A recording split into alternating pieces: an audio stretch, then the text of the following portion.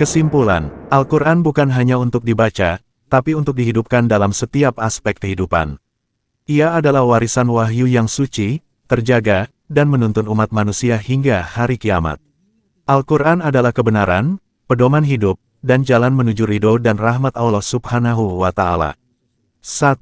Al-Quran adalah kebenaran mutlak dari Allah. Sesungguhnya Al-Quran ini benar-benar diturunkan oleh Tuhan semesta alam.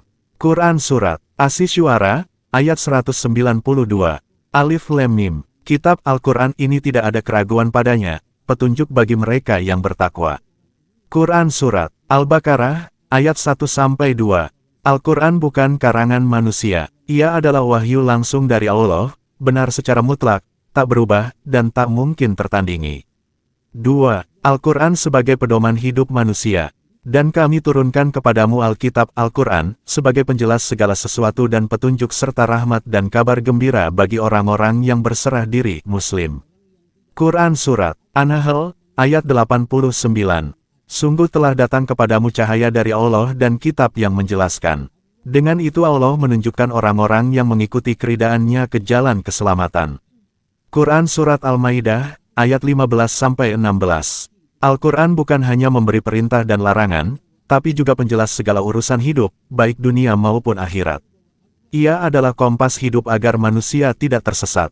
3. Al-Quran adalah petunjuk menuju ridho dan rahmat Allah. Ini adalah petunjuk dan rahmat bagi orang-orang yang berbuat kebaikan. Quran Surat Luqman, ayat 3. Sesungguhnya Al-Quran ini memberikan petunjuk kepada jalan yang paling lurus dan memberi kabar gembira kepada orang-orang beriman yang mengerjakan amal saleh bahwa bagi mereka pahala yang besar.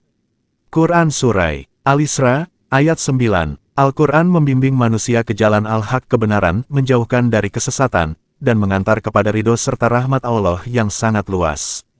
4. Al-Quran adalah obat hati dan penenang jiwa.